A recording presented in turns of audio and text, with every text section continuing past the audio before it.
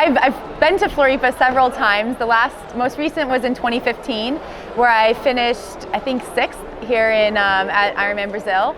And since then, I was hit by a car, and I haven't raced an Ironman. I haven't finished an Ironman since then. I started one, and tried to start another one, but I was hurt pretty badly in the accident, and so it's been a long 2 years coming back from that.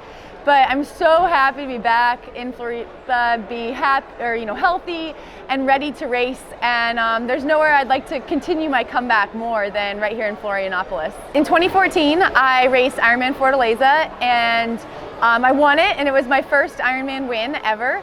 And it was so much fun. And I actually ended up staying in Brazil for about a month.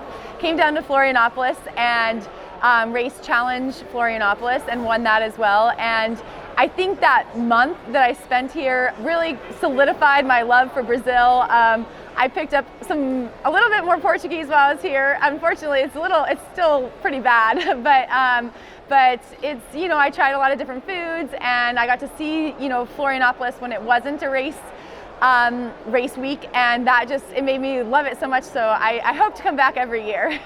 So in 2015, my really good friends, Betty and Ernie, they came down to cheer, and they loved it so much that when I signed up for the race, they just booked tickets right away to come down and cheer again. And my other friend from Atlanta, she's coming as well, and they're really, really excited. I think we talk so much about Floripa and about the fun times here and just the race atmosphere and how it's one of the best races on the circuit. And if you're gonna come cheer, you might as well come here, and you can have a couple caipirinhas afterwards. So my coach is Matthew Rose.